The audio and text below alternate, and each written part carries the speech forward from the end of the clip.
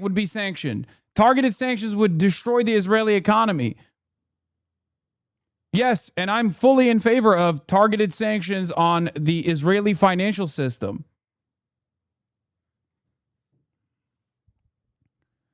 It's fucking beast mode, but it's also, you know, in some instances, bare minimum. It's beast mode for Congress, but it's bare minimum for humanity.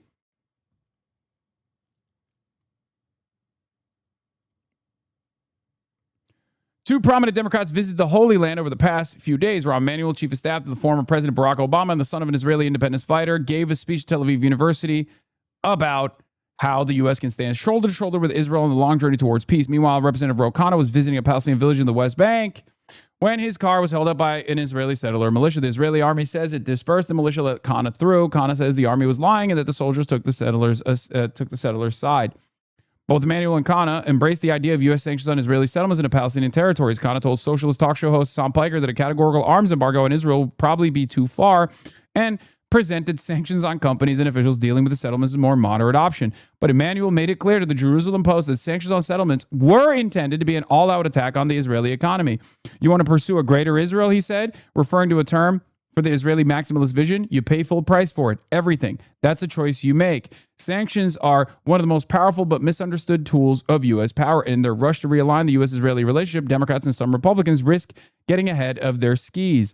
The ambiguity over the word embargo, for example. An arms embargo means that the U.S. government would decline to provide the Israeli government with any weapons. A trade embargo, on the other hand, would involve the U.S. government using its enforcement powers to target private civilian businesses in Israel as a form of indirect pressure on the government. These sanctions have a spotty track record in other countries, and even in theory, they only work by causing huge collateral damage.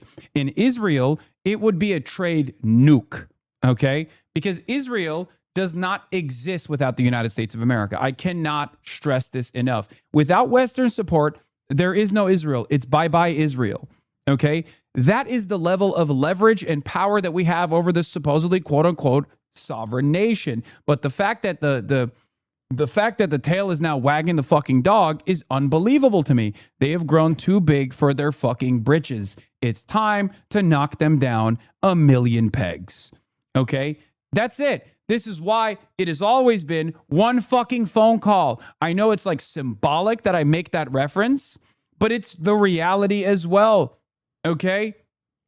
That's it. That's it. Israel does not exist without unconditional and full-blown American economic support and military support. It does not fucking exist.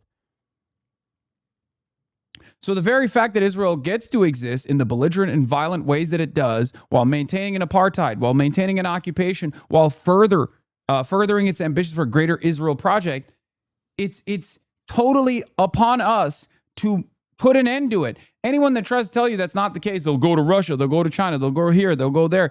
Bullshit, okay? Bullshit. First of all, you think China is going to be like, okay, we'll take over the role. There is 0% chance that they would do that. The only reason why they're not doing anything or saying anything is because of American support. Once American support goes away, Israel becomes a real country, a normal country, one that has to abide by international rules and international standards. Okay?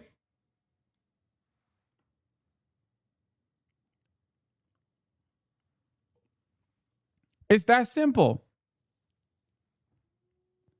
The main Israeli-Palestinian lightning rod in U.S. politics used to be aid. Israel was the largest foreign recipient of American taxpayer money since World War II. $380 billion plus, by the way, in the 80 years of its existence, of its violent existence.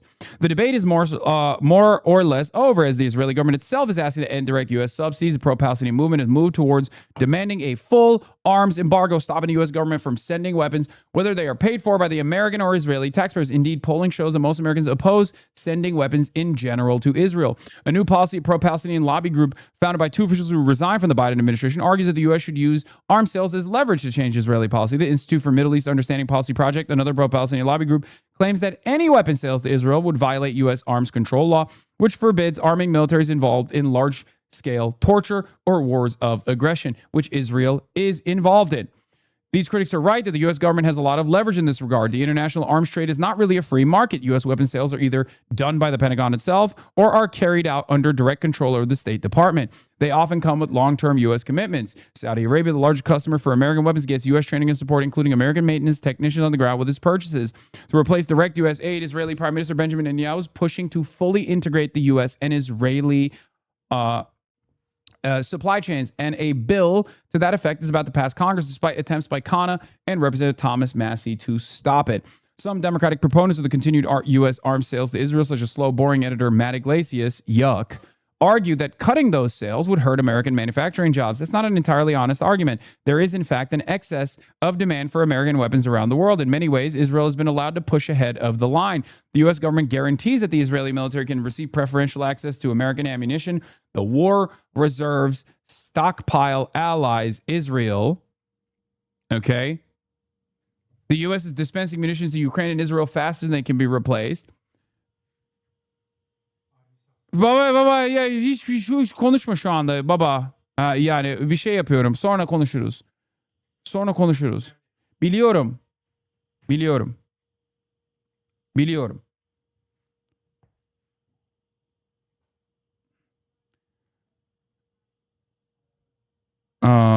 Okay.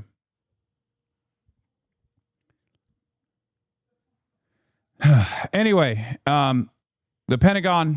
Where was I? Is your dad naked? Yes. Okay, Kaya is escaping. Where were we? They often come through long-term U.S. commitments, full integration. Boring editor Matt Iglesias argue cutting those sales would hurt American manufacturing jobs is not an entirely honest argument. And better weapons than his neighbors, the qualitative military edge mandate, while other countries are stuck in a backlog. If Israel doesn't buy those weapons, someone else will. There's more to the argument that U.S. leverage is overrated. Comparing Saudi Arabia to other case former Pentagon officials Elizabeth Dent and Grant Rumley wrote in 2024 that cutting off arms sales has proven to be a fickle tool of coercion. Although Israel could not wage its foreign wars without various types of U.S. support, the Israeli-Palestinian issue is a much older and low-tech form of ethnic conflict. The people who stopped Khan's car, after all, were a ragtag militia. Still, perhaps an argument for getting the U.S. out of the mix, if only to wash American hands. Not true. Okay? Not true at all. It's the first and necessary step in this process. It's not the end-all, be-all of the bargain. Obviously, embargo is the first righteous, just method of holding Israel accountable in the interim. Sanctions, on the other hand, are far more comprehensive and far more brutal. We need to get there too. The very fact that we're having this conversation, by the way, I need to take a step back here. Take a deep breath, and remind you that the very fact that we are having this current conversation is a sign that things have changed dramatically. Okay? A lot of people will choose to obfuscate the real issue at hand. And the very fact that they are choosing to obfuscate the issue at hand implies that there is so much clarity, at least amongst the masses, on this issue. People understand right from wrong. They want to punish Israel. They want to hold Israel accountable. Okay? That's huge. These are conversations that I never thought we'd be having in the United States of America 10 years ago. Are you fucking kidding me? 3 years ago, these conversations would not be having. We would not be having these conversations.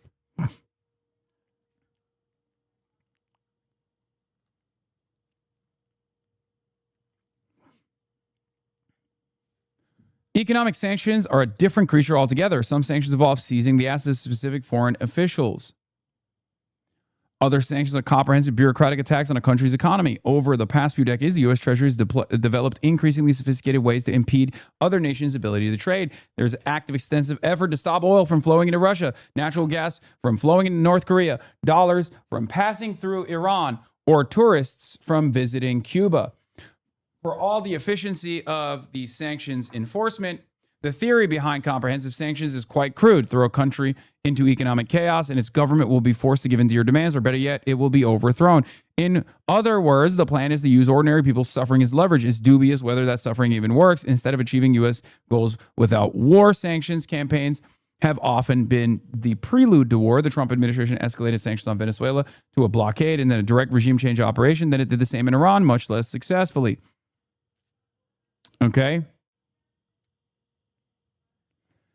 Emmanuel and Khanna's proposal for settlement sanctions is supposed to be a smarter, more precise form of economic pressure. The two Democrats have named a specific target set: officials, construction companies, and banks, and a specific behavior dealing with the settlers in the West Bank that the targets can cease in order to escape punishment. In theory, the plan is well tailored to its goals, especially since the settlement movement relies much on American money. The issue with the settlements is a property dispute at heart, but the campaign could easily escalate into sanctions on the entire Israeli financial sector because of how many banks deal with settlement real estate. Emmanuel at least admitted that risk existed, perhaps a way to rattle his right-wing interviewer. Khanna, on the other hand, portrayed economic sanctions as a less extreme measure than an arms embargo. He either did not fully understand the implications of his proposal or wasn't completely honest about them, neither of which is a good sign for how it would be implemented.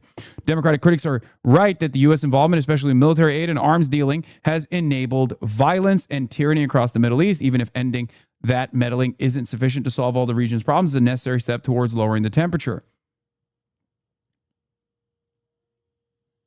And yes, the reason why we're reading this is because AOC is now in favor of a full-blown arms embargo to Israel, complete restriction of arms to the nation state of Israel. That as long as they were opposing entry to them, but I certainly would be open to visiting and would be happy to. You know, I've never taken an APAC funded trip, and I don't take.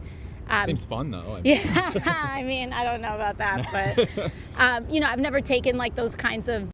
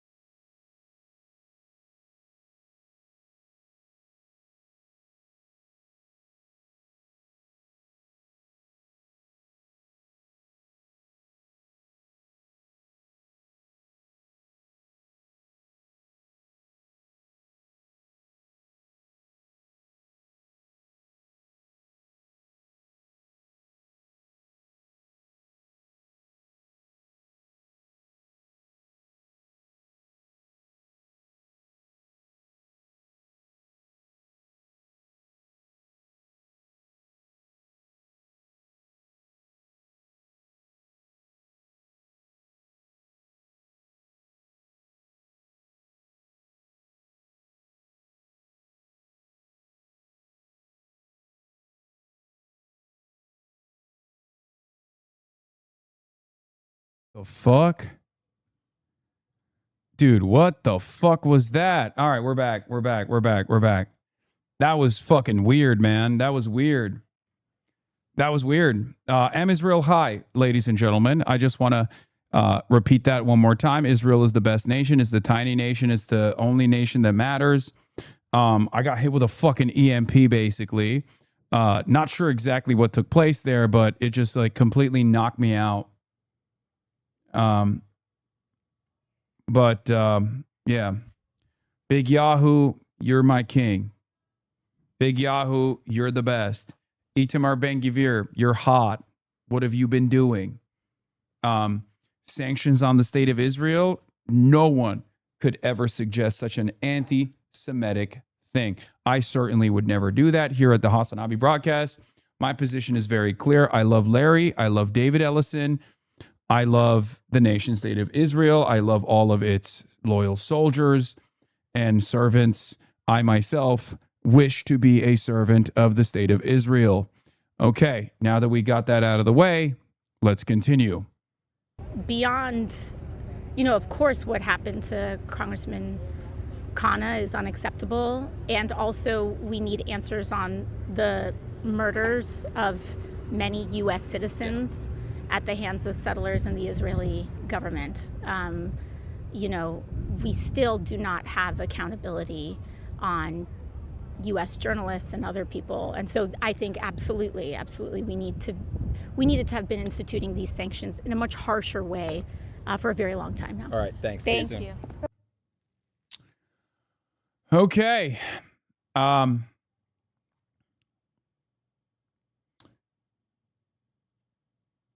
Apparently Joe Kent is against the merger of the militaries. Yeah, no shit. Who the fuck would be in favor of it, dude? I mean, I know who's in favor of it, the entirety of Congress for the most part, but like most American citizens are oblivious to this happening. There's not a lot of coverage from mainstream outlets that this is even happening at all. And there's a good reason for it, because if more people were aware of what was happening, they would find it to be as perverse as we do.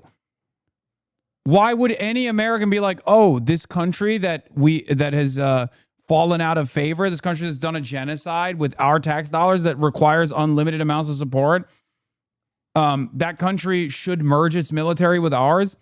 Dude, listen to me. If fucking Ukraine made this demand, Americans would be up in arms. Okay? If Estonia made this demand, Americans would be up in arms. This is a ridiculous demand.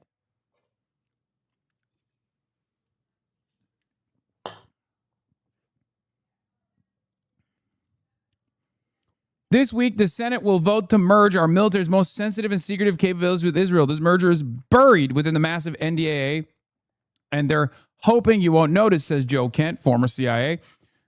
Merging our military with a foreign country is a treasonous betrayal of our sovereignty. Call your senators and tell them to vote no on the NDA until the merger with Israel, Section 219, is taken out. Tell them that we will never support merging our military with a foreign nation. The Senate switchboard number is 202-224-3121.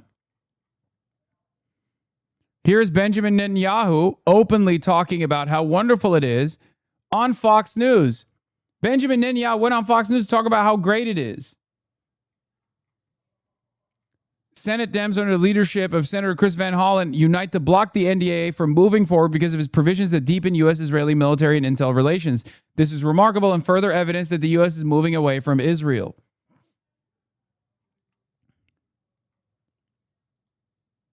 Mr. Prime Minister, do you have a timeline by which you would like to see that U.S. foreign aid down to zero? Yes, it's military aid, actually. Yeah, we were talking about beginning it this year and going for 10 years, but we might shorten it. And that was something, by the way, that I did when I was first elected and came to Congress. We had financial, not military support, but financial aid to Israel. And I said on my first speech before the joint session of Congress that we're going to bring it down to zero. And we did that in 10 years. Every year went down until it finally disappeared. We could talk about that model. It's nice to see the American president speaking to us from Israel, about Israel too. It's always nice to see the real American president show his concern for the foreign nation of Israel. It's clear that like he cares about our allies.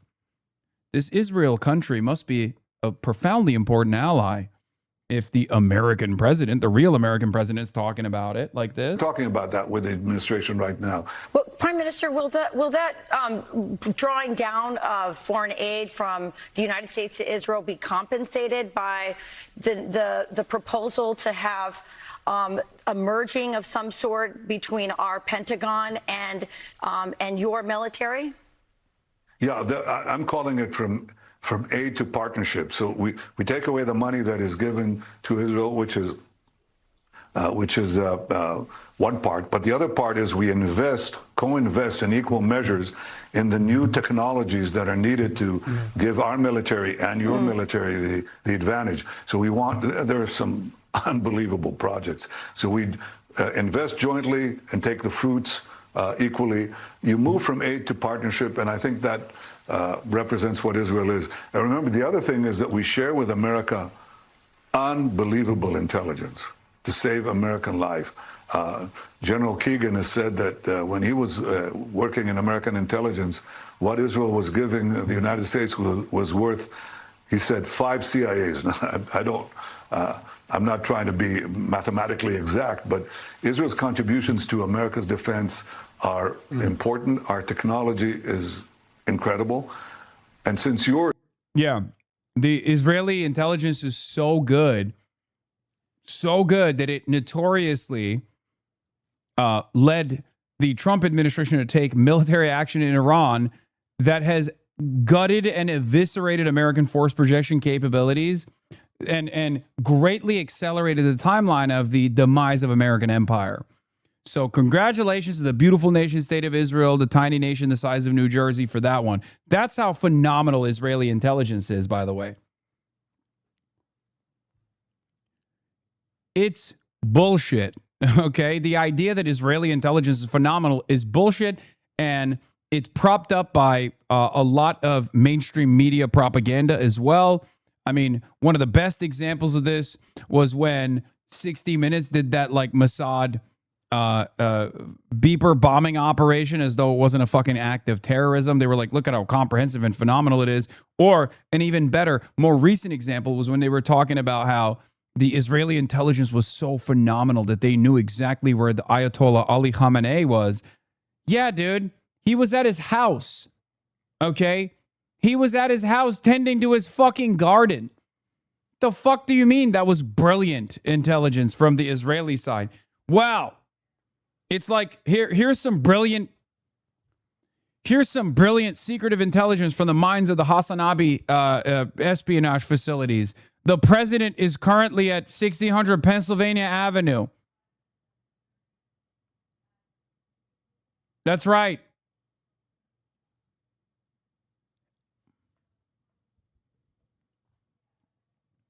The United States president is currently at the White House. Wow. Such phenomenal intelligence. How could I have penetrated the American State Department this hard? I'm doxing the president. Is incredible too. And you're the great champion of liberty and free markets. I think the meshing of our two great countries of talent would strengthen America's position, competitive position, both in the economic marketplace and in the military battlefield in many important ways. So that's the idea. The idea is to take away aid, one-sided aid, and move it into, bilateral investments for common benefit. It certainly brings up some issues of sovereignty, but we'll have to work that out later. Thank you so much, Prime Minister. We appreciate you joining us.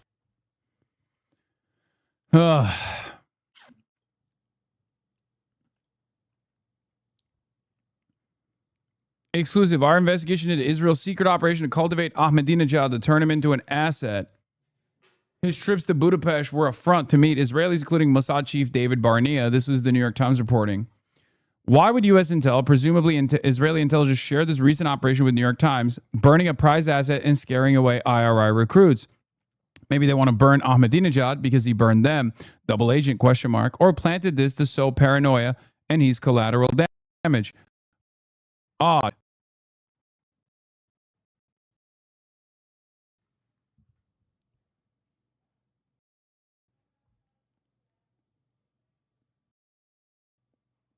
is totally ridiculous. You would never burn such a high-level asset. Wait, what the fuck? Is it effing again? What is happening?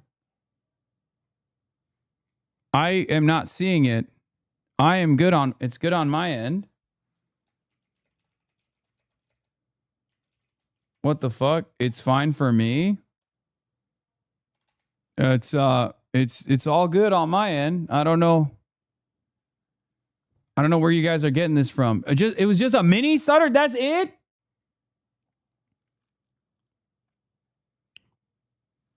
I was choppy for a few seconds and you guys made it seem like the stream got knocked out the grid.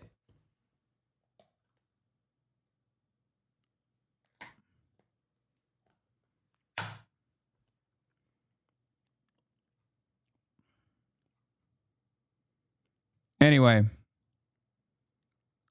AOC had another good moment cooking Susan Collins on her support for ICE, obviously. But we'll get to that in a second. Speaking of the bills that are passing through the House with the NDAA,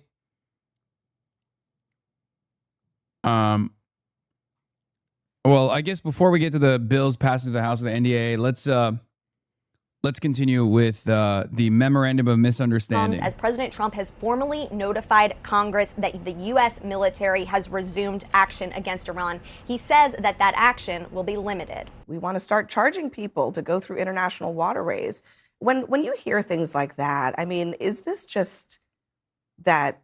I don't know. Is it just incompetence? Is it just that Trump and his team are just really not on the same page, or that Trump wants to change the status quo of how the world works?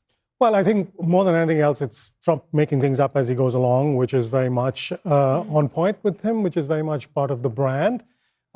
He was asked a question, he needed to come up with an answer, and that's the one he came up with, which is pretty consistent. Look, here's what it takes.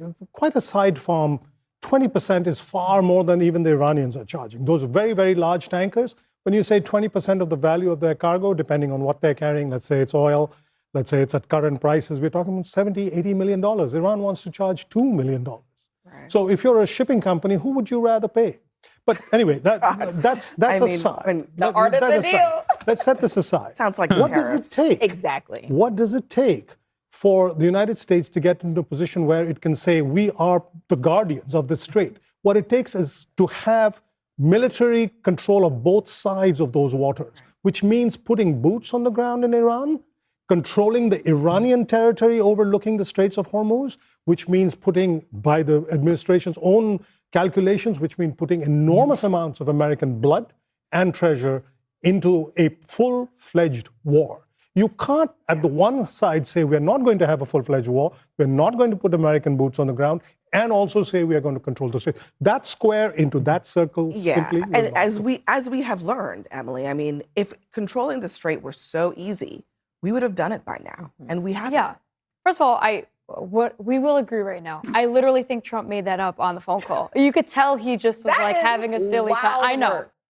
Oh, that's cool. Matters that pertain to the stability of global energy markets. Just a thing that the president makes up like a baby. What the hell is going on? Yeah, we know that. That's a fucking problem. We know that. We understand that. That's kind of the issue. Why is Emily Austin on CNN, by the way? What the fuck is going on? I mean, seriously, is the only qualification to appear on a fucking CNN panel to just be pro-Israel? Is that what it is? We're just letting people on just because they're pro-Israel. At least with like Adam Mockler, he has like a fairly large and robust presence on independent media. He's with Midas Touch. You know what I mean? Emily Austin has none of those things. What the fuck is Emily Austin doing on a CNN panel? I also want to point out, this is just being like technical here. Vance and Rubio, I'm not saying they had discussed this by any means, are talking about international waterways. Now, They were talking specifically about the Strait of Hormuz in those clips, yes. So I laughed at this, but if I'm being completely honest, I think it's a huge threat to the entire world that Iran can just decide when or when not to open up the Strait of Hormuz. Totally. So personally, again, as an American, I like to be on the winning side. I wouldn't mind. Second of all, I don't know why this just reminds me of the Panama Canal. You wouldn't mind why? If America controlled the Strait. But So- putting Americans on the ground. So here's the thing. I'm Obviously, sure I no think one he's would not mind. being serious. I don't even think he's being serious. I'm saying So he's if just joking around somehow the war? there's a tangible way that it can be done, I think that will be a massive Emily. plus for our economy. Emily. I think most of Emily. Panama's GDP is Emily. from the Panama Canal. I mean, Emily. if we can have the, It's wait, in you're their telling me if we territory. can't have the Strait of Emily. Hormuz, you wouldn't take the Strait of Hormuz? Girl, yes, but how are we going to get it? We'll At this figure that point- out. No, at this What is this conversation, man?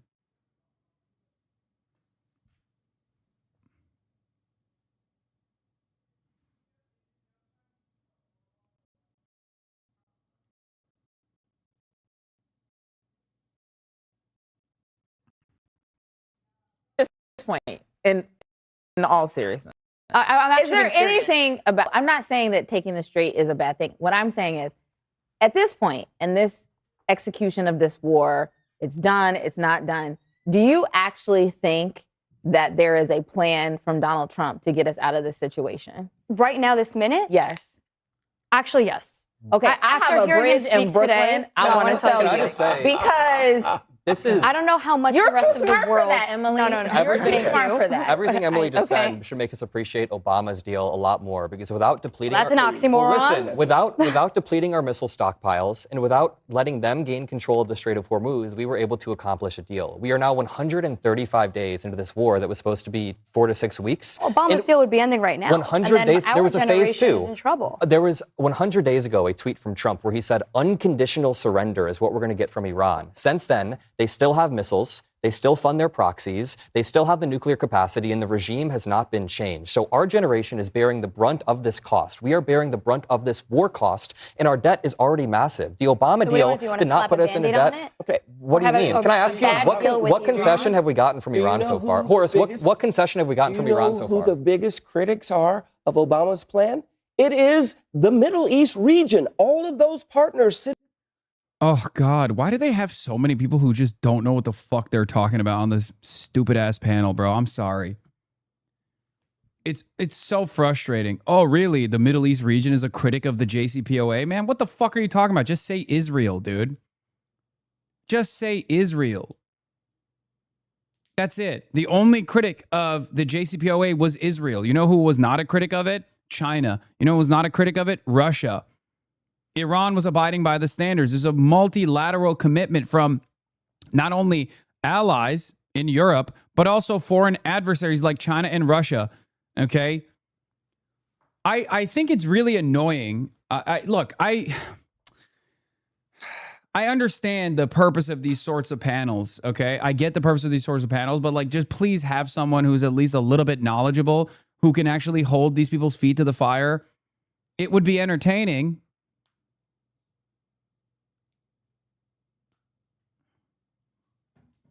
Around, they criticize the it. partners that now have to pay $300 billion to Iran, the Regardless Gulf of what they allies? have to pay, they asked for from relief from what they called a very terrible plan. So when you go around saying, Yeah, no, definitely, man. Definitely. Horace Cooper, Project 21 chairman, thank you for your input.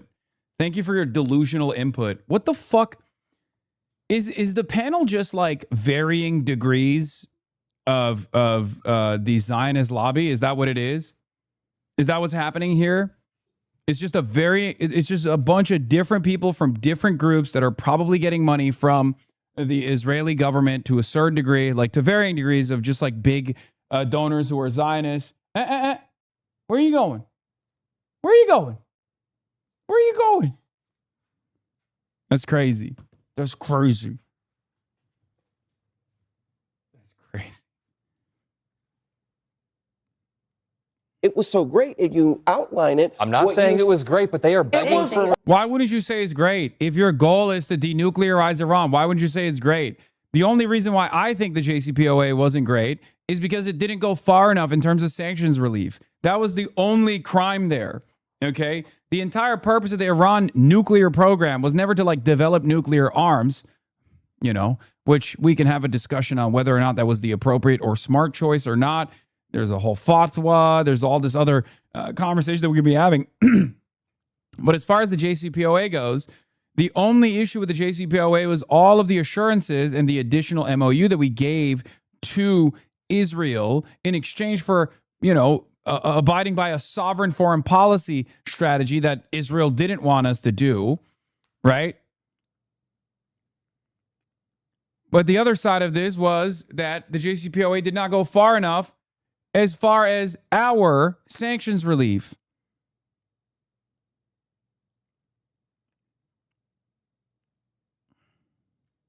Right now. I'm saying it's better than this. Horace, can you name one concession we've gotten from Iran? Now. Can you name one concession? Actually, Horace, I will say they are not really saying a whole lot of anything right now. Yeah, they're saying privately. And also, bro, she has 8 views on this video. Jesus Christ. That's it. You can get 8 views on a video and still get on a CNN panel as long as you're just a Hasbro operative. That's awesome. What are these standards, man? What the fuck are these standards? So let's just be clear. This past week has been really terrible for those allies. Bahrain has been put under fire. U.S. military facilities in Kuwait, Iran claims that they're targeting the UAE, other Gulf states. It's pretty bad right now in the region. There has been an uptick in fighting between... Yes, Michael Clark. Give us the goods, my good sir. Michael Clark, ready to give you analysis and commentary. The United States and Iran in the last couple of days.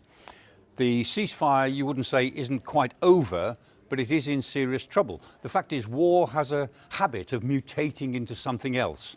And while they could still do much worse to each other and to the rest of us, the fact is they're both fighting with a certain sort of restraint, because this war has... I mean, in all fairness, that video was posted 30 minutes ago. Dog, it had 8 views in 30 minutes. What are you talking about? How many views do you think it's going to get? Okay, here it is. She interviewed the motherfucking president 11 months ago, and it got 158 views.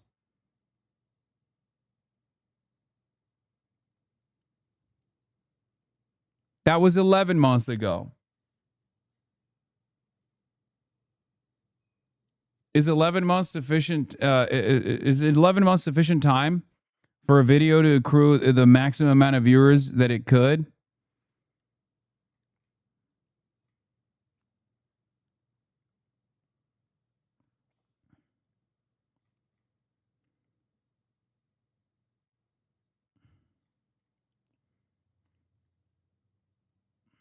mutated for the time being into the war of the Strait of Hormuz. Forget about nuclear issues, forget about ballistic missiles, forget about regime change. For now, it's all about the Strait of Hormuz. And as part of that new war of the Straits, the Americans are bombing fairly regularly now up the Iranian coast, including around Bushehr, which is where the civilian nuclear reactor is. They're not bombing the reactor, but it worries people that they're bombing anywhere near it. President Trump said yesterday that they might go for Pickaxe Mountain. Pickaxe Mountain is just near Natanz, the nuclear site, and that's the deep Another even dumber point from Trump, by the way, is bombing Pickaxe Mountain, which is even more secure than the other underground missile facilities and underground nuclear facilities. It's fucking dope. underground shelter which the Iranians are believed to have. Whether they would really bomb something 24 hours after President Trump has said they will bomb it, we'll have to see. But that pattern of attacks is clearly designed to keep on pressuring Iran over opening the Strait of Hormuz. And of course, in response, the Iranians are attacking American bases in the region. They're particularly interested in the bases, the air base in Kuwait. They're particularly interested in Bahrain, in the naval base at Bahrain, the headquarters of the 5th Fleet, the big air base in Qatar, and of course, various facilities that the Americans have in the UAE. But the Americans still have the concentration of force in the area that they've had for some time. It's based on 2 carrier battle groups. Skies Data and Forensics have located with satellite imagery these two carriers. They're quite close together, but they're also about 380 miles away from the Strait of Hormuz, which is the safe distance as far as they're concerned from the Iranian coast. Go any closer and... What do you say to the people who believe that Iran wasn't abiding by the JCPOA? They were.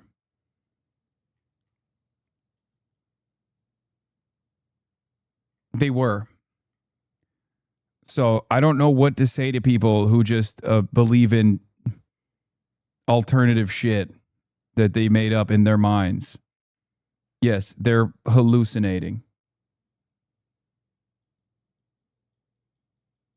Believe the lie that Iran wasn't abiding by the JCPOA. Yeah, well, you already figured it out. They're believing in a fucking lie. What can you say?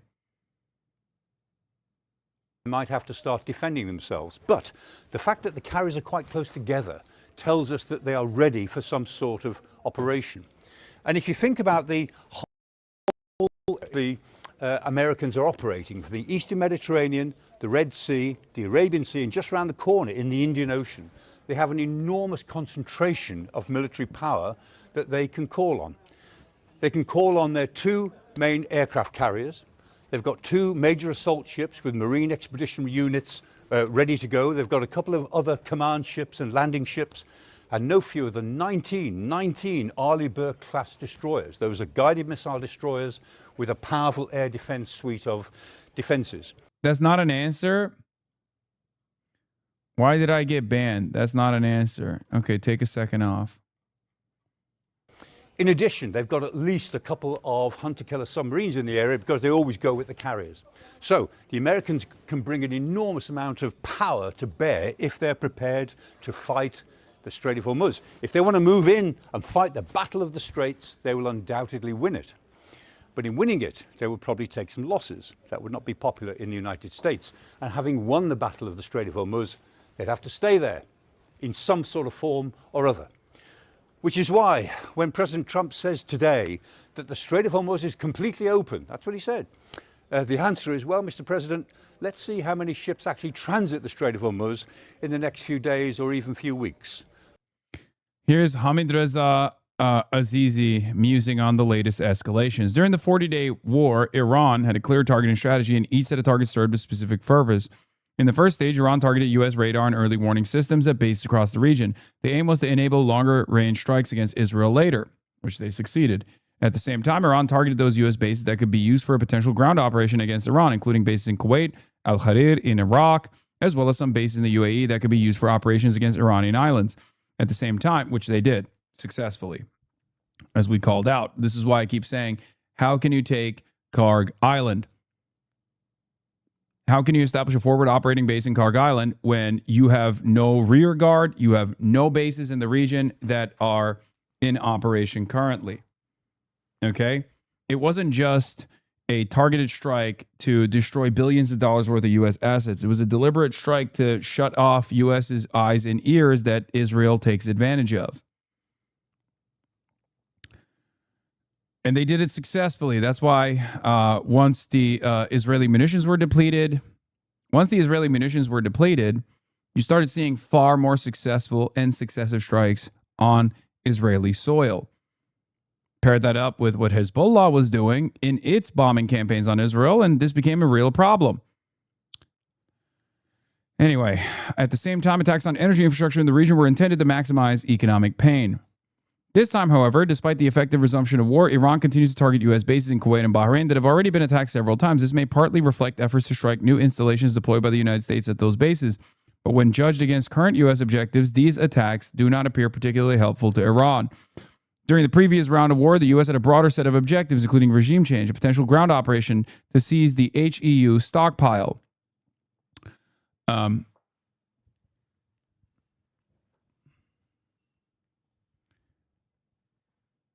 And targeting of Iran's missile capabilities. In this round, however, the U.S. is focused on weakening Iran's ability to threaten the Strait of Hormuz, and it is carrying out strikes towards that objective every night. These operations rely primarily on capabilities that the United States already has in the region, as well as on the reimposition of the naval blockade. which depends on U.S. warships and naval forces. Iranian attacks, therefore, do not appear to be deterring the United States from continuing its strikes. Therefore, it appears that Iran's only strategy at this moment is to keep the strait closed for as long as possible. The United States continues drawing down its strategic oil reserves until the impact on the global oil market and the U.S. economy becomes irreversible. Iran hopes that this would push Trump to reconsider his position. Of course, this is a risky bet at a time when Iran remains under constant and heavy attack. Of course, we gain nothing out of this. And the United States, as we know already, is incapable of meaningfully diminishing Iran's capabilities of controlling the Strait of Hormuz because, as I've said over and over again, it's a relatively cheap and unbelievably effective strategy to just deploy these drones and these missiles on commercial ships that are transiting through the Strait of Hormuz. It's that simple. Okay? It's that fucking simple.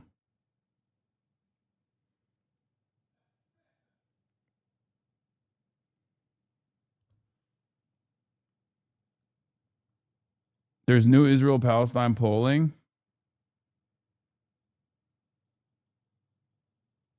"15 minutes ago, Detroit News, sample 500, U.S. Senate Michigan Democratic primary 2026. Haley Stevens at 48%, Abdul El-Sayed at 41%, undecided and other at 10%. We'll flip that.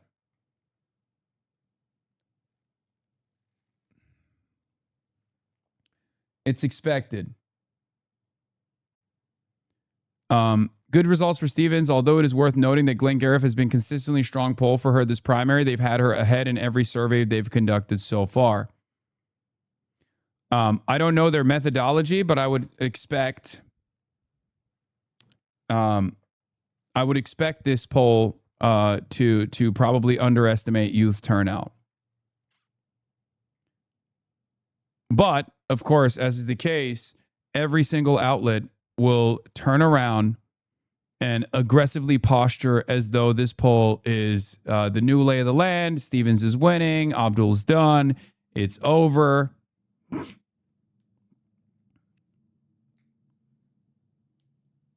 But it was expected. As I told you, McMorrow staying in the race was actually eating away at Haley Stevens' base a little bit. Okay? Stevens had a higher ceiling, unfortunately, because she has $50 million in outside expenditure.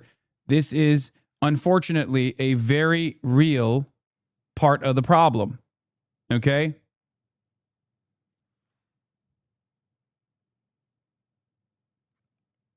Is it hope that Obama would show up for Abdul? I don't think Obama will show up for Abdul, but it doesn't have to happen that way at all.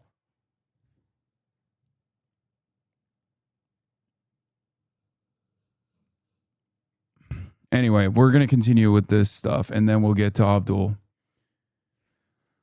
We'll get to the Abdul mania. Haley Stevens has 0 grand game, no get out to vote effort, nothing on the ground. She's relying on old people turnout in Detroit, which is historically abysmal primary turnout. I know. Zoran Bump could help him a lot. No, what are you talking about? Get real. Zoran is the mayor of New York City. Okay, sure, he's a very popular figure, but he's not going to fucking go out to push for a U.S. Senate candidate in Michigan, okay?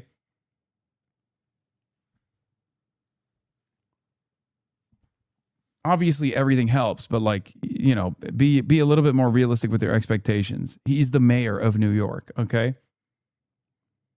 Also, what you have to remember is this weekend, there are going to be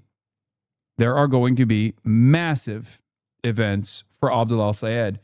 Alexandria Ocasio-Cortez and Bernie Sanders are coming to the state. They're going to do huge events starting tomorrow, I believe, all across the state. This is going to greatly boost turnout and also greatly boost his excitement, okay? It's going to show up in the polls as well. So just wait. Get your ass on a plane to Michigan. Dog, I'm going to Michigan. Just not this weekend with the AOC Bernie wave. I will be going to Michigan right before the actual election, okay? I'm going to be a part of the final push. As far as what you can do right now, if you're wondering, if you're worried, if you're concerned about Abdul's chances, because he has received an unfathomable amount of attack ads and smears to the tune of $50 million from outside expenditures from corporate PACs, many of which is coming from AIPAC, then the best thing you can do is phone bank for him. Okay? The Stevens El Sayed contest tightens in a dead heat when considering primary voters who say they're definitely committed to voting for one candidate or the other, with 34.1% identifying as definitive Stevens supporters, with 33.7% as definitive or definite El Sayed supporters.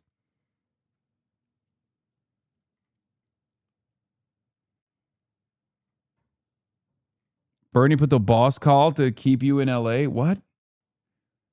What boss call? Brother, I have a life. Okay? Yes, Abdul El Sayed is the Black Democratic primary voters, which are, again, depending on the demographics here, I suspect that if they are underestimating youth turnout, then yes, these numbers look like that. But if you actually look at Abdul El Sayed's youth turnout, if you look at the black vote in the primaries with the expectation that youth turnout will also increase, then these numbers look far closer to one another. Okay? It's all about how much they estimate youth turnout. If they underestimate youth turnout, then yes, Haley Stevens looks really good. I assume that given that Glenn Gariff has consistently polled Haley Stevens as higher than Abdul El Sayed, they're probably underestimating youth turnout by a lot. Many polls have done so in this election cycle so far. That's the reason why Dottie Eliza was seen as a definite loss, challenging an incumbent. Haley Stevens always looks good. Okay. True. Yeah. Maylon Quiros was underestimated. Dottie Eliza was underestimated. Even Claire Valdez, to a certain degree, was tremendously underestimated. You have to remember that.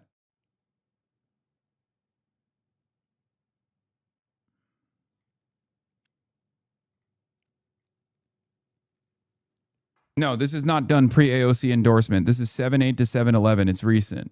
It's actually post debate. So it's the newest poll that we have on this race. We're gonna continue.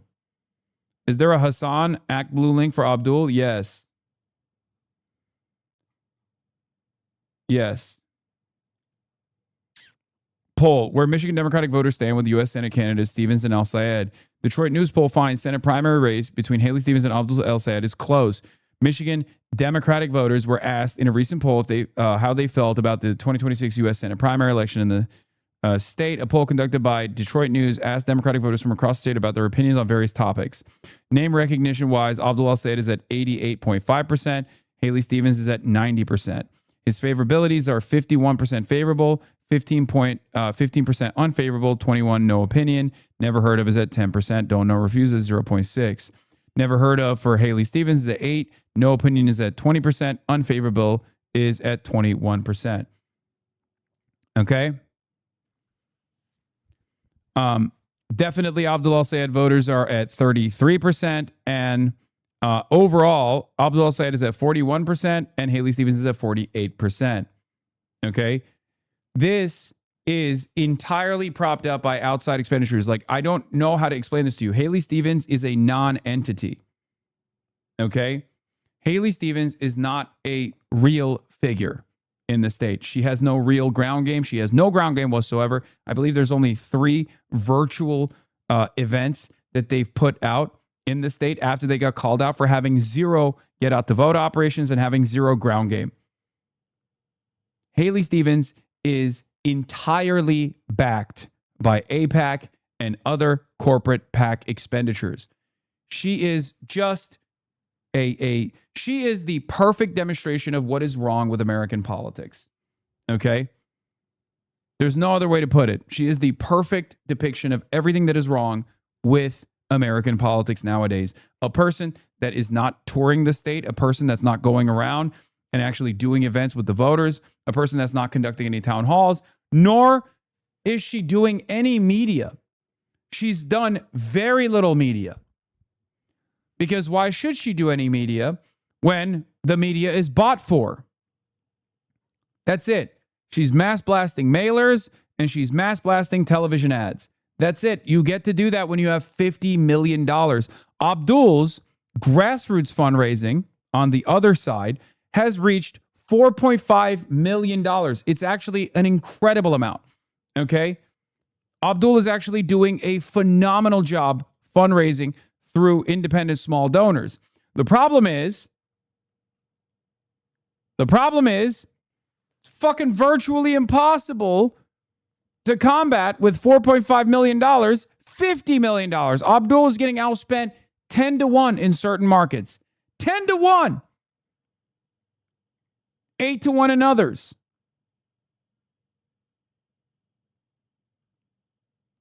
He's currently number 1 in Act Blue, and he's in a primary. James Tallarico is already the established candidate. Annie Andrews is already the established candidate. John Ossoff is already the established candidate. Sherrod Brown is the established candidate.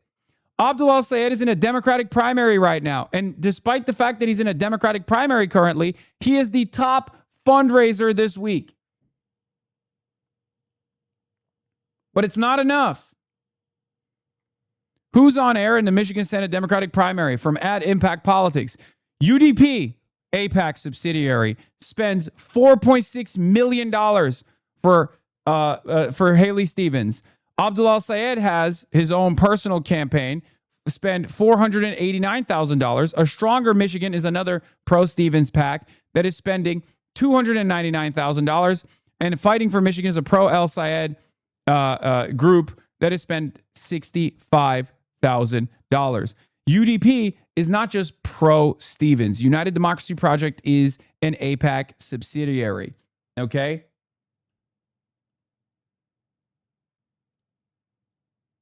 Speaking of mailers that they're distributing, I've finally gotten, I finally got that coveted Hasanabi mailer. Here it is. AIPAC is mailing this to Dem primary voters in Michigan. Abdul al-Sayed embraced a podcaster who said Jews are inbred and that America deserved 9/11. Whatever his feelings about the Middle East, someone running for the U.S. Senate for Michigan should be able to unequivocally condemn a conspiracy theorist who denigrates women, Jews, and black Americans. Instead, Abdul al-Sayed brought him to Michigan to campaign with young people on campus. What is the lie in this piece, says Neratandon. I said, I never said Jews are inbred, but you might have fried decent chunks of your brain with a devastating wine pharmaceutical combo, so I won't hold you to it.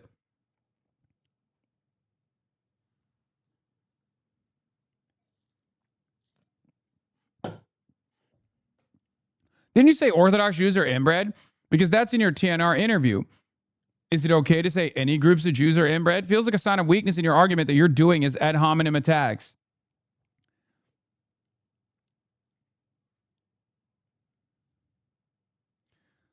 You build the lie. You keep repeating it long.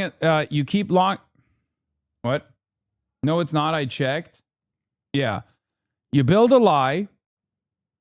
And then you keep playing a game of telephone around this lie. And at a certain point, it just establishes a fucking truth. So now Neratandon can turn around and say that. No, I didn't even say Orthodox Jews are inbred. I was talking about fucking settlers. Okay? And it was a pejorative that I used towards all matter of racial supremacists, ethno-supremacists. It doesn't fucking matter.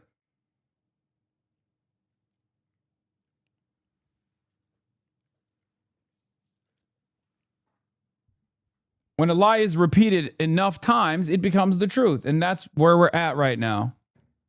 What is this? Their fucking exclusive senior advisor to Melania Trump, Mark Beckman. I believe that our first lady, our current first lady, Melania Trump, is the single most consequential first lady. With the first. Jesus Christ.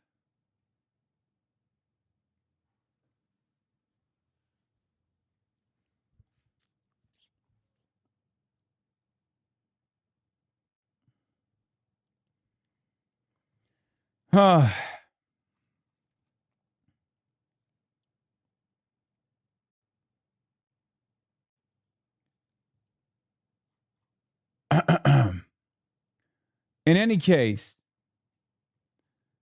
it doesn't end there. All of these people that I've shown you on the timeline, There's a good reason for why I've been just like constantly criticizing them, constantly railing against them. Because Neera Tanden is at Center for American Progress. Okay. And she is at the heart of the anti-Abdul attacks. She's propping up Haley Stevens.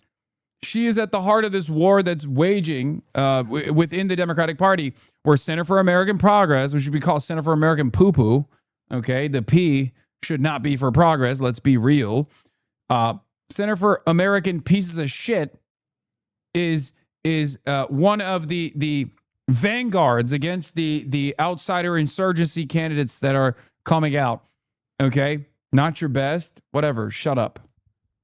Center for American Poopy.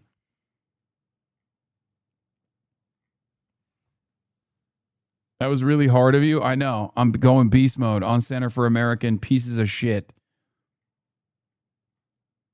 I'm requesting a refund. No refunds.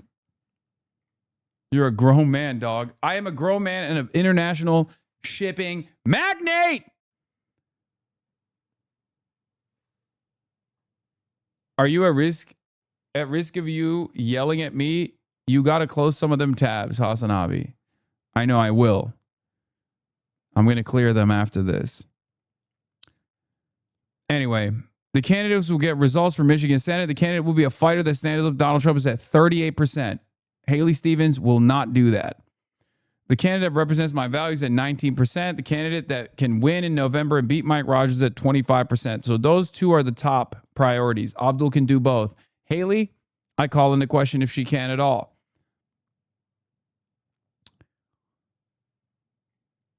Anyway, so AIPAC mailer comes out. I said, I retweeted, I said, they did this with Zoran, Dada Eliza, Chris Rabb, and with Melot Kiros.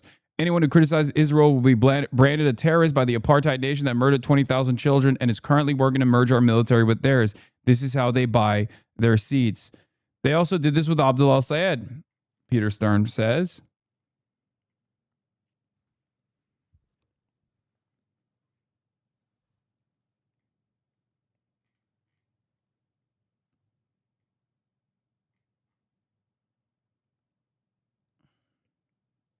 She isn't doing it now. Why was she changing the Senate? Exactly. A great question. The question should be asked, do you feel like anything positive has come out of the current establishment Democrats? Less Obama connections that haven't materialized in the last decade or so, and more so a connection to Chuck Schumer is a necessity here, because Chuck Schumer is the one who's pushing Haley Stevens. Let that not be forgotten. It's Israel that is pushing Haley Stevens. This person is proving that polls biased. Detroit News endorsed Stevens, and Glenn Garrett polling has been way more favorable to her than other pollsters this year. Well, you can't say that it doesn't spook you. It motivates me. We knew your corrupt, genocidal corporate overlords would try to buy this election. Abdul's the top grassroots fundraiser in the country right now and is being outspent 8 times by AIPAC. Progressives don't have the money, but we have the people and we can outwork you. Exactly. Remember, they have the money, but we have something far more important than that. We have people, okay? They can mass blast smear campaigns all over the TV, okay? They can try to freak out the older voters to try to get them to go out and vote, okay? Negative campaigning often depresses voter turnout. This is something to remember. So all of those negative ads that they're spending against Abdul, we can combat that. We can use that to our advantage. Okay? There is nothing more powerful than making a phone call and having a real person-to-person conversation with a likely voter. Okay? We can use the ads for name recognition and then fight back against those smears and turn that name recognition into something that is objectively powerful and positive for Abdul al-Sayed. But the only way we can do that is if we are disciplined, if we're organized, and if we continue doing these phone banks. Okay? The only way that we can fight back against $50 million of ads, 40 million of which coming from AIPAC and AIPAC subsidiaries, is if we go out and door knock. Okay? That's it. Abdul al-Sayed has reported over $4.5 million raised in the second quarter, the biggest quarterly haul of the campaign since its launch. This is good. This will allow Abdul's team to be able to put ads out that combat the misinformation. This will allow Abdul to be able to pay canvassers, okay? Pay for the system that allows people to go out and canvass. It's very important. Do not forget, organized people beats organized money. They got the money, but we got the people. Haley Stevens has nothing. No real motion, no real excitement surrounding her campaign, no real policies whatsoever. The only thing that I've ever heard her consistently talk about is, saying that she loves Michigan. That's true. She does say that a lot. And also, she loves the nation state of Israel and wants to defend it. Okay?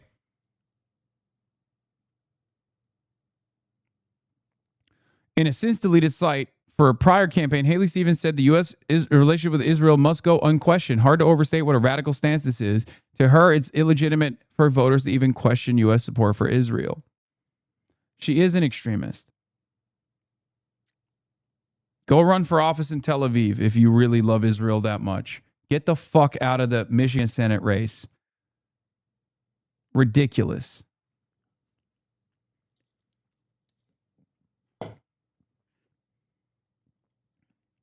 Chatter has some success phone banking.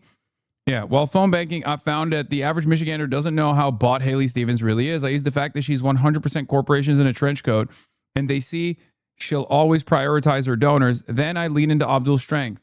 Almost always works.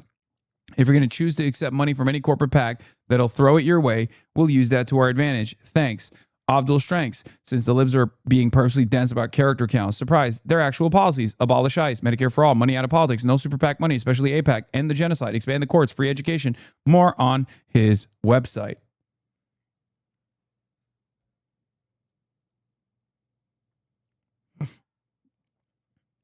What is this? I'm not phone banking for an avowed supporter of capitalism. Okay, man, well then don't. Okay, suck my dick. What do you want me to say? You see $50 million coming from every corporate PAC known to man, flood the marketplace with smear campaigns against this guy, and you don't think that that's a threat to corporations? You think they're just fucking doing that for no reason? You think they're just doing that for fun? I'm glad that you maintain your morality, Chatter. I'm glad that you actually are principled. The principled stance here is to say, well, sorry, this guy who has an identical platform to Bernie Sanders doesn't say he's a democratic socialist, so he's not getting my support. Sometimes it's good to not only look at the policies, which are plenty with Abdul's campaign, and see if you identify with them, see if you appreciate them. Because remember, this is a Senate seat, okay? This has national implications. This is implications at the federal level. It's the upper, it's it's the Senate. It's the upper chamber. It's far more consequential than the House of Representatives in a deep blue district. This is a statewide race. We have to pull out all the fucking stops. I won't phone bank until I see Abdul tax returns. Okay, calm down.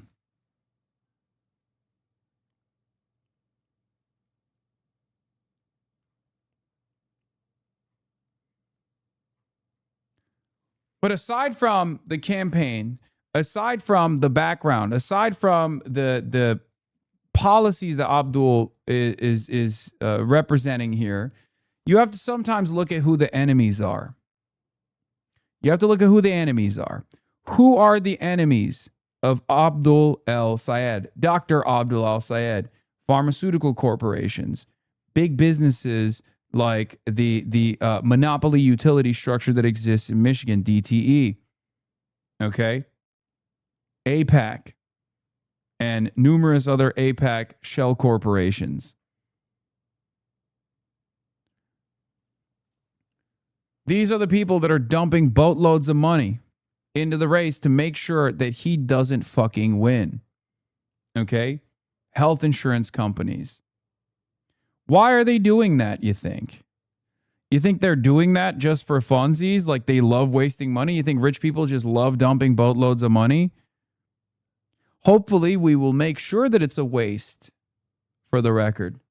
We will make sure it's a waste by fighting back, by phone banking, by making sure that we draw tremendous turnout from young voters and even older voters as well.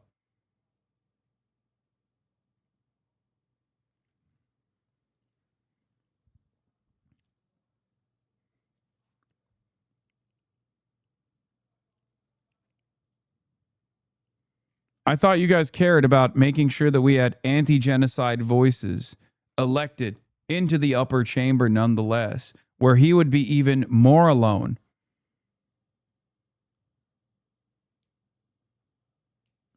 Abdul al-Sayed is anti-genocide.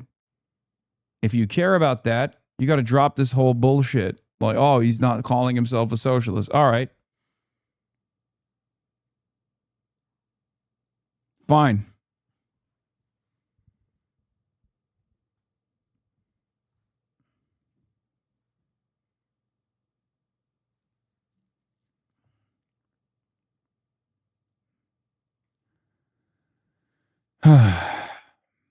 In any case, El-Sayed will report over $4.5 million raised in the second quarter, biggest quarterly haul of the campaign since its launch. As the only candidate in the race not accepting corporate donations, grassroots donors have flocked to Abdul's campaign, repeatedly placing him in the top 5 for weekly campaign donations on ActBlue.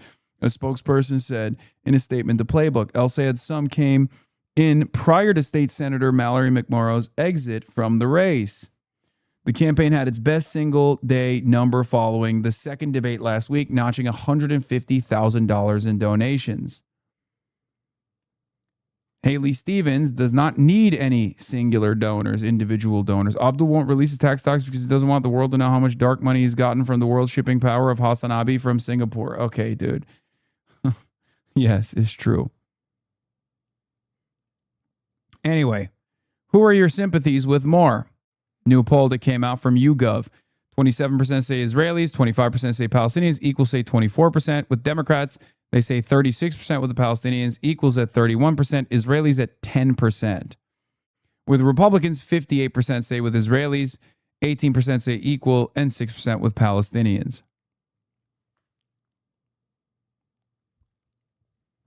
Equal is a dumb choice.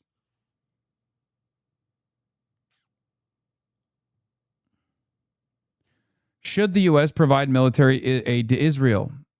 When you ask all people, the number is at 44%. Among Democrats, the number no is at 54%. Among independents, the number no is at 57%. And with Republicans, the no votes is at 25%. Obviously, Republicans are omega cuck. They're a part of a cult. And they're, just violent people in general. So it shouldn't come as that much of a surprise that this is the case. Having said that, no aid to military, aid to Israel, no military aid to Israel is at 44% overall, with yeses at 33%. Also, new poll shows that 65% of Americans want the Iran war to end ASAP. Only 15% support continuing the war. Every audience measured is in favor of ending the war. This includes MAGA at 51% and Trump voters at 49% that want the war to end immediately.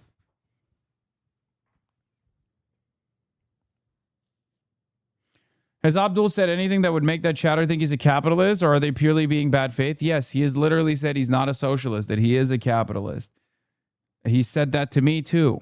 He said that to me sitting in my room, in my home, sitting right here a year and a half or 2 years ago, almost, or a year and a half ago at this point. Those are his own words. He said that on this broadcast too. I think it's cringe. I disagree with him on that, but I'm not going to let that disagreement be an impediment to electing someone who is by far one of the most, quote unquote, radical, the most left senators that we will ever have. Hassan, why do you talk like that? Why am I talking differently? I don't think so.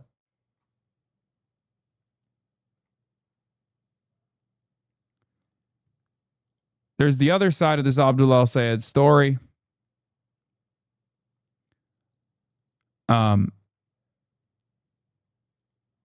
And that is, of course, and we're going to get into it further. A lot of these tweets from Emily's List and other pro-Israel voices on here came out before the AIPAC ad was announced. Did they get a heads up? As I noted 2 weeks ago, the attacks from Shannon Watts and Emily's List staff seemed timed up just before the first AIPAC ad launched. The new ad actually quotes Shannon Watts and Emily's List as fodder. Here's a conversation between known Zionist Shannon Watts and AIPAC-funded Emily's List Jessica Mackler. Both of them are quoted in this ad painting Abdul as sexist. Yes, they were absolutely organizing. I mean, it's very clear. Neera Tanden, too. They were organizing ahead of time in direct collaboration with either the Haley Stevens campaign or maybe AIPAC, which, by the way, Haley Stevens' campaign and AIPAC, they're one and the same. I know you all have endorsed Haley Stevens in Michigan. Yeah. And I'm getting so much grief over that. Again, I think it's a great example of a show horse versus a workhorse. Yeah. It's not easy to stand up as a woman for other women. I think there's something unbelievably sinister about making it seem as though, you're doing this for quote unquote feminism. There is something so nasty about being in favor of a candidate that is almost entirely propped up by pro-Israel dollars. To claim that you're doing that because of not just your own personal career ambitions, but because you're doing that for feminism is disgusting. Okay? Nasty business. Men, especially online, like the blowback is swift and furious. And that's obviously sexism. Like, how do we... It's not sexism to say, Shannon Watts, that you made a career out of trying to combat school shootings from taking place in the United States of America. And now you've decided to take your career to a new level where you are actually allowing more school shootings and school bombings to happen elsewhere. Okay? I've said this from the start. I stand by it. It is one of the nastiest things I've seen this person do. Okay? What a nasty individual she is. Garnered so much goodwill by being an anti-school shooting advocate, an advocate against gun violence, only to turn around and demand more gun violence and bombings to take place in places like Iran, Lebanon, Gaza. That's what it means when you're pro-Israel. That's what it means when you join forces with AIPAC. How is this any different than joining forces with the fucking NRA? How do we do this online? Push back on these narratives that aren't true about who we are and what we... Yes, this attack on Abdul was coordinated. Stevens sent out this memo here a few days earlier. Yeah, this is her red box, basically. Okay, this is their memo. This is how they coordinate. This is a loophole to coordinate with PACs. This is how it's done. Technically, until the recent Supreme Court decision that also made it legal to coordinate with PACs and campaigns. You had to do a red box. You had to do a messaging blast, technically, to interested parties. There are real vulnerabilities for Abdul al-Sayed in the Michigan Senate primary, and only once Democratic voters learn more about his record, they move away from supporting him in the primary election. This is bullshit. He's vulnerable for having backed the uncommitted movement that helped Donald Trump win Michigan, and the Democrats also do not like that he has a history of disparaging women, in particular women they know and like. I'll say I was a prominent backer of the uncommitted movement. This is what they've been doing. Okay?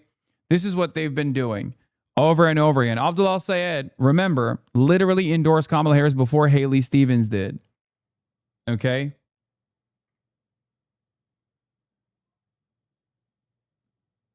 Can you stop using the word nasty to describe a woman? Is this 2016 in a Trump-Hillary debate? Wait, what? Dude, what am I allowed to say? What am I allowed to say about a fucking pro-Israel consultant?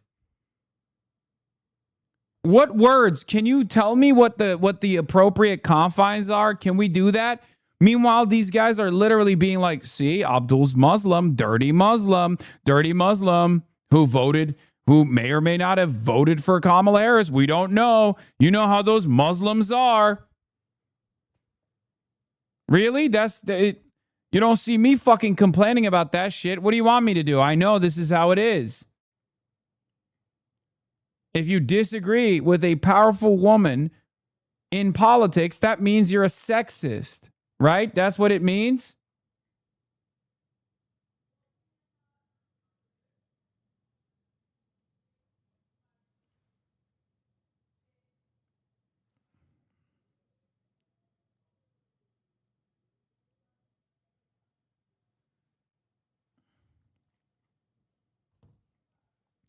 Name, what is this? Name what you find it is that she's doing that's nasty. I already did. Being a fucking pro-Israel stooge. It's the nastiest version of politics, while also tying that up to femininity and feminism. What the fuck? God, I hate this shit. Now they're going to say even your fans call you out for being sexist towards Stevens like Abdullah's. I know. And guess what? They're right to do so because some of you are fucking brain dead. Okay? Some of you are unbelievably brain dead. It's true.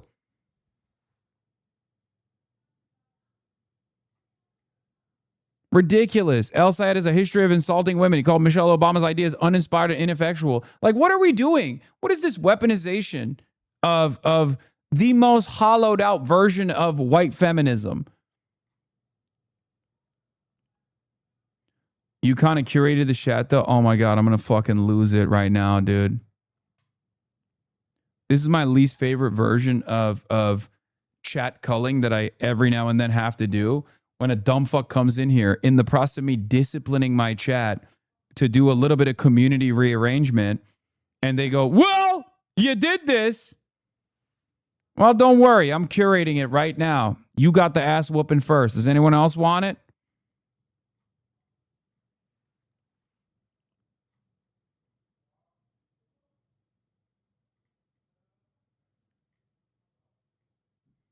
It's time in DSA convention video. Shut the fuck up. Shut the fuck up. We should advocate for and in real life. Like, how do we make this shift when women only hold 25% of the 500,000 elected positions in this country? Like every time we can demonstrate that a woman can win in a place that someone told us that we couldn't, we are carrying that forward. Like Emily's List is a great example of this, where they shamelessly utilize womanhood and femininity and feminism, like girl boss feminism, to oftentimes prop up some of the biggest male monsters out there, sometimes against female challengers. Okay? Just remember that. Shannon Watts owes her career to the patron, Michael Bloomberg, who harassed women, paid out settlements, then barred them under NDA so they can't even discuss it. And Haley Stevens endorsed them for president of the United States. They are cynics. They don't believe in what they say. Always remember that.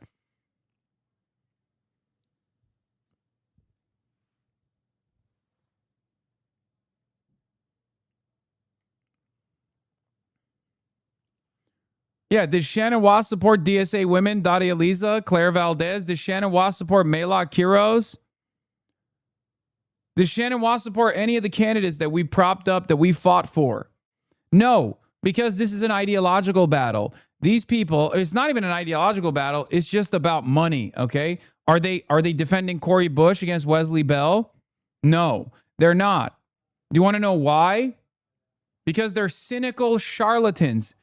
They're disgusting operatives of a dying system where all they care about is where their next paycheck is coming from. And they know that the establishment Democrats are who is going to give them money. It's that simple. And they clearly don't shy away from taking money from horrible groups like AIPAC or horrible people like Michael Bloomberg. We know this shit was always going to be difficult.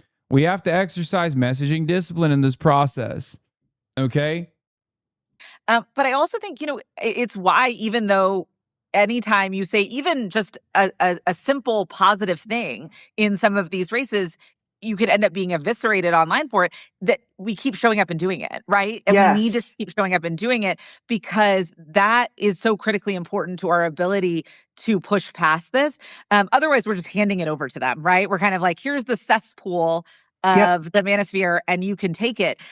We have to be willing to stand up and say, no, these attacks on Haley Stevens are sexist, and we're not going to let that stand, even when. Yeah. Any criticism of a corporate stooge, an Israel stooge like Haley Stevens, is actually sexist. You know what's not sexist? Just voting for Haley Stevens and supporting Haley Stevens. That's great. Great argument. Thank you. Yeah, we're actually both quoted from tweets that say sexism has been wielded against both McMorrow and Stevens in this race. Neither of us mentioned El Sayed specifically. My tweet wasn't used in context, and I wasn't asked for permission to be included. And you'll notice that in this interview, we don't mention El Sayed at all. Where did my replies go, Shannon? I edited my posts, so they're gone, but feel free to repost, and I'll respond again.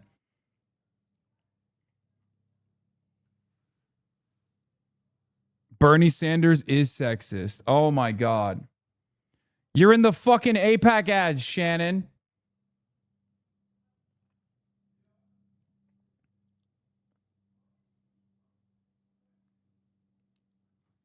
Ironically enough, there was another candidate that tried to do this in the exact same state, and she lost. Her name was Hillary Rodham Clinton.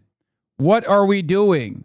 This kind of stuff is so unbelievably insincere.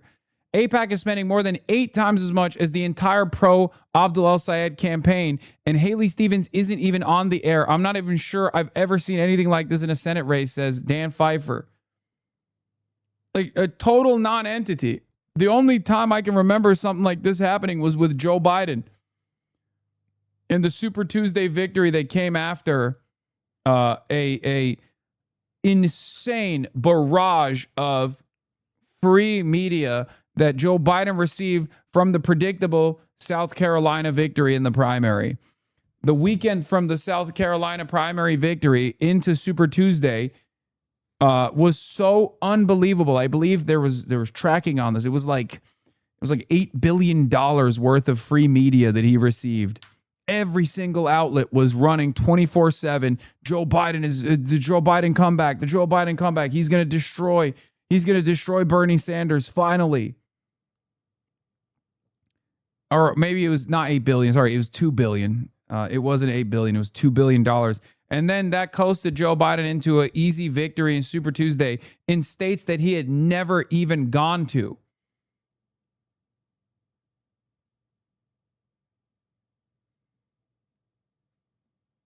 Remember when is the lowest form of conversation? What?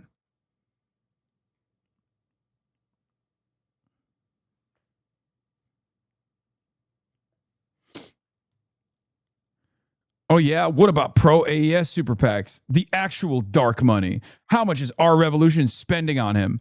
Dan Pfeiffer says, this includes everyone on the air this week, including any dark money. Like, these people are bots, man. They hear the talking points, and then they immediately lean into it. It's so strange.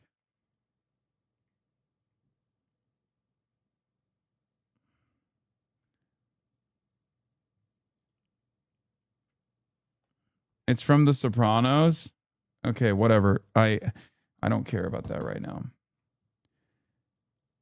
Speaking of which, if you're frustrated by all of this, here's a funny story.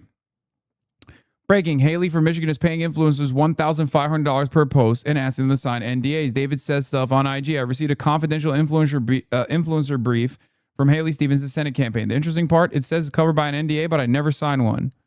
It's a confidential document. It's covered by an NDA. The only problem is I never actually signed an NDA. So, shh. Let's not tell anyone. Let's go through it together. It's an influencer brief from the Haley Stevens Senate campaign in Michigan. Right at the top, it says that the rate for this video is $1,500. So apparently, that's the going rate for a do-nothing candidate. Okay, so let's quickly get to the goal. So our job is to educate. I didn't even think about that. All the women that were running, they said nothing about Quiroz, Bush, Daria Liza, Valdez, or any of the women candidates that lost their primaries. What did they say? Nothing about those candidates? Or did they tweet about all the attacks Daria Liza got during her primary? No, of course not, dude. Of course not. if they ever talked about any of those women candidates, it was usually in the negative because these guys are bought and paid for. The whole like feminism shtick is nothing for them but a goddamn weapon to wield cynically. That's it. And show Michigan Democrats that Haley Stevens is leading the way to fight against Donald Trump and MAGA. Okay, so let's see what we got. So the first instruction says, share a proof point where Stevens has stepped up to fight MAGA. So sure, so just like Trump, Haley Stevens says that we can't afford universal health care, affordable housing, student debt relief. But when Congress had a chance to put limits on how long the president could keep U.S. involvement in Israel's war, she voted against those limits. Meanwhile, American taxpayers have paid at least $29 billion, with a B, supporting Israel's war. Funny how we're always broke until it's time to fund another war. Great fucking, by the way, great video from this guy. So the next instruction says, make this personal. Why does stepping up to MAGA matter to me? This is fun, isn't it? Not signing an NDA and blowing it up? Love it. So it matters to me because I believe politics should be about earning people's support, not renting it for $1,500 like Haley over here. So if you're really the fighter in this race, you shouldn't need to pay influencers to convince people. That's crazy. Okay, you have to look at this. Sorry, I have to show you this right now. It's so funny. Okay, so she propped open the door. She propped open the door and started barking at the door because I got food delivered. She's still staying in here, but she's monitoring the situation. She's making sure the situation is good and monitored. She thinks she's a fucking guard dog. It's crazy. It's crazy. This dog is out of her dang mind. Can I get chopsticks and the no the small cup sauces that I have for like the small cup sauce that I have in the fridge, but chopsticks for sure.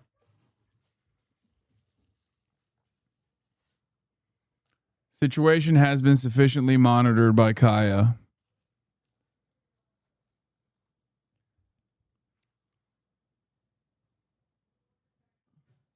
You should be able to beat Abdul on your record. Abdul is talking about healthcare, affordable housing, getting money out of politics, and taking on corporate power. Haley's campaign is sending out influencer briefs that require an NDA. So now on to my favorite part. You do not need to endorse Stevens. So think about that for a second. They're basically saying, we don't need you to believe in Haley. We just need your followers to think you do. They're not buying your vote. They're leasing your credibility. And that's really why I wanted to show you this document, because if your record speaks for itself, you don't need influencer briefs. You don't need talking points to sign an NDA, a rate sheet. You need supporters. That's the difference. Vote Abdul. He is a person that will represent you, not corporate interests and not Israel. Hell yeah. Beast mode. Beast mode, beast mode, beast mode, beast mode. Anyway, get ready for the most annoying victory laps that Haley Stevens will absolutely take over this new poll that came out. If they haven't already. The campaign hasn't put that out yet. They're desperate.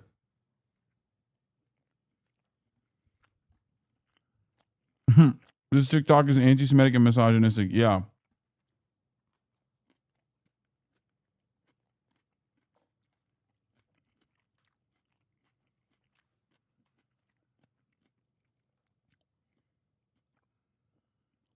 Anyway. Donald Trump.